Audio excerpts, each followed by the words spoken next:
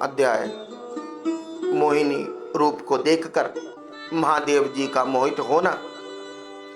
श्री सुखदेव जी कहते हैं, परीक्षित, जब भगवान शंकर ने यह सुना कि श्री हरि ने स्त्री का रूप धारण करके असुरों को मोहित कर लिया और देवताओं को अमृत पिला दिया, तब वे सती देवी के साथ बैल पर सवार हो समस्त भूत गणों को लेकर वहां गए जहां भगवान मधुसूदन निवास करते थे।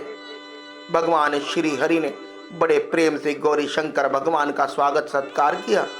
वे भी सुख से बैठकर भगवान का सम्मान करके मुस्कुराते हुए बोले।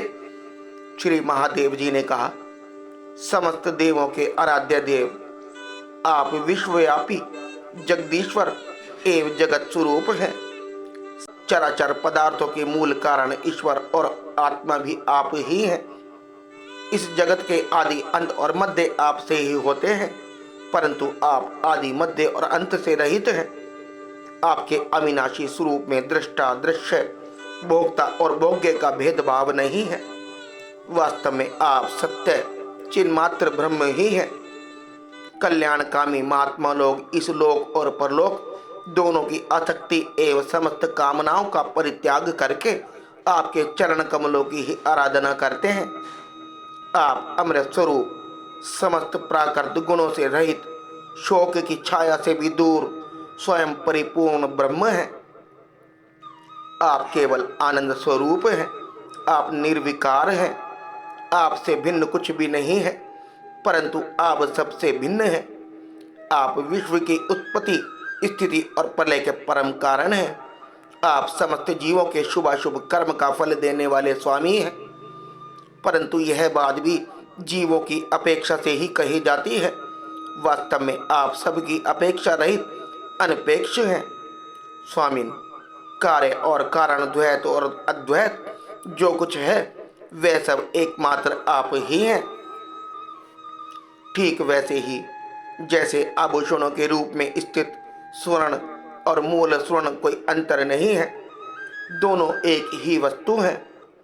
लोगों ने आपके वास्तविक स्वरूप को ना जानने के कारण आप में नाना प्रकार के भेदभाव और विकल्पों की कल्पना कर रखी है।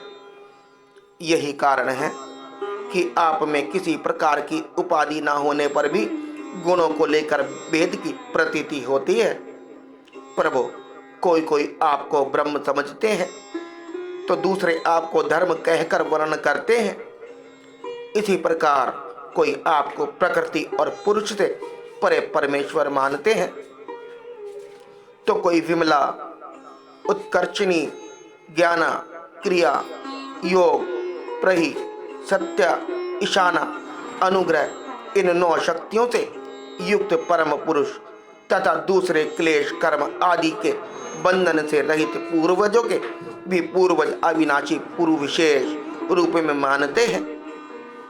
प्रभु, मैं ब्रह्मा और मरीचि आदि ऋषि जो सत्व गुण की सृष्टि के अंतर्गत हैं, जब आपकी बनाई हुई सृष्टि भी रहस्य नहीं जान पाते, तब आपको तो जान ही कैसे सकते हैं। फिर जिनका चित्त माया ने अपने वश में कर रखा है और जो सर्वदा रजोगुणी और तमोगुणी कर्मों में लगे रहते हैं, वे असुर और मनुष्य आदि तो भला जानेंगे ही क्या। प्रभु, आप सर्वात्मक एवं ज्ञान स्वरूप हैं, इसलिए वायु के समान आकाश में अदृश्य रहकर भी आप संपूर्ण चराचर जगत में सदा सर्वदा विद्यमान रहते हैं तथा इसकी चेष्टा, स्थिति, जन्म, नाश, प्राणियों के कर्म एवं संसार के बंधन, मोक्ष सभी को जानते हैं। प्रभु, आप जब गुणों को स्वीकार करके लीला करने के लिए बहुत से अवतार ग्रहण करते हैं, तब मैं उनका दर्शन ही करता हूँ। अब मैं आपके उस अवतार का भी दर्शन करना चाहता हूँ जो आपने स्त्री रूप में ग्रहण किया था, जिससे दैत्यों को मोहित करके आपने देवताओं को अमृत पिलाया। स्वामिन, उसी को देखने के लिए हम सब आए हैं। हमारे मन में उसके दर्शन का बड़ा कौतूहल है।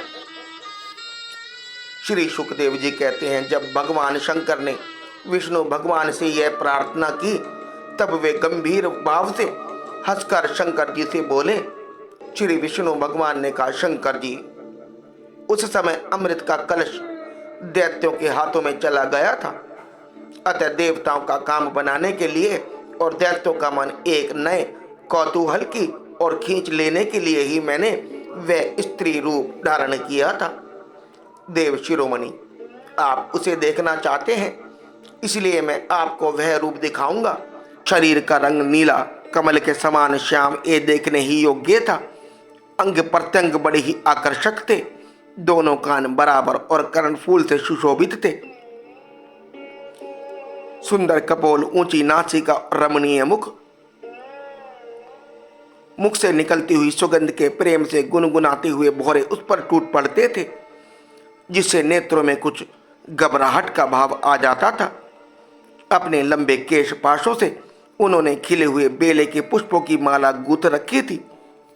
सुंदर गले में कंठ के आभूषण और सुंदर भुजाओं में बाजूबंद सुशोभित थे। इनके चरणों की नुपुर मधुर ध्वनि से रुंझुन रुंझुन कर रहे थे और स्वच्छ साड़ी से ढके हुए नितंबी पर शोभायमान करदनी अपनी अनूठी छटा छिटक रही थी।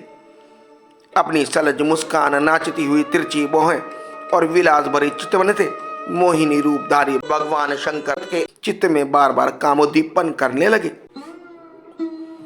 श्री भगवान ने कहा, देव शिरोमणि, मेरी स्त्री रूपिणी माया से विमोहित होकर भी आप स्वयं ही अपनी निष्ठा में स्थित हो गए, वह बड़े ही आनंद की बात है।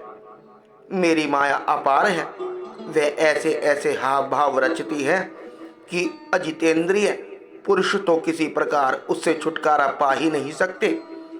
भला आपके अतिरिक्त ऐसा कौन पुरुष है जो एक बार मेरी माया के फंदे में फंसकर फिर स्वयं ही उससे निकल सके। यद्यपि मेरी यह गुणमयी माया बड़े बड़ों को मोहित कर देती है, फिर भी अब यह आपको कभी मोहित नहीं करेगी, क्योंकि सृष्टि आदि के लिए समय पर उसे शोभित करने वाला काल मैं ही हूँ। इसलिए मेरी इच्छा के विपरीत वह रजोगुण आदि की सृष्टि नहीं कर सकती।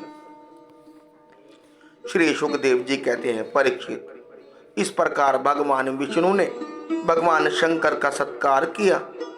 तब उससे विदा लेकर परिक्रमा करके वे अपने गणों के साथ कैलाश को चले गए। भरत शिरोमणि, भगवान शंकर ने बड़े बड़े ऋषियों की सभा में अपनी अर्धांगिनी सती देवी से अपने विष्णु रूपी अंशभूता मायामयी मोहिनी का इस प्रकार बड़े प्रेम से वर्णन किया। देवी, तुमने परम पुरुष परमेश्वर भगवान विष्णु की माया देखी।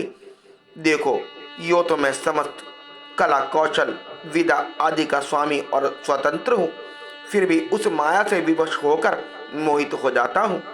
फिर दूसरे जीव तो परम स्वतंत्र हैं, अतः वे मोहित हो जाएं, इसमें तो कहना ही क्या है। जब मैं 1000 वर्ष की समाधि से उठा था, तब तुमने मेरे पास आकर पूछा था कि तुम किसकी उपासना करते हो। वे यही साक्षात सनातन पुरुष है। ना तो काल ही इन्हें अपनी सीमा में बांध सकता है और ना वेद ही इनका वर्णन कर सकते हैं। इनका वास्तविक स्वरूप अनंत और अनिवर्चनीय है। श्री सुखदेव जी कहते हैं, प्रिय परीक्षित, मैंने विष्णु भगवान की यह ऐश्वर्यपूर्ण लीला तुमको सुनाई, जिससे समुद्र मंथन के समय अपनी पीठ पर मंदराचल धारण करने वाले भगवान का वर्णन है। जो पुरुष बार बार इसका कीर्तन और श्रवण करता है, उसका उद्योग कभी विफल नहीं होता, क्योंकि पवित्र कीर्ति भगवान के गुण और लीलाओं का गान संसार के समस्त क्लेश और परिश्रम को मिटा देने वाला है। दुष्ट पुरुषों को भगवान के चरण कमलों की प्राप्ति कभी नहीं हो सकती। वे तो भक्ति भाव से युक्त पुरुष को ही प्राप्त होते हैं। इसी से उन्होंने स्त्री का मायामय रूप धारण करके दैत्यों को मोहित किया और अपने चरण कमलों शरणागत देवताओं को समुद्र मंथन से निकले हुए अमृत का पान कराया। केवल उन्हीं की बात नहीं, चाहे जो भी उनके चरणों की शरण ग्रहण करे, वे उसकी समस्त कामनाएं पूर्ण कर देते हैं। मैं उन प्रभु के चरण कमलों में नमस्कार करता हूँ।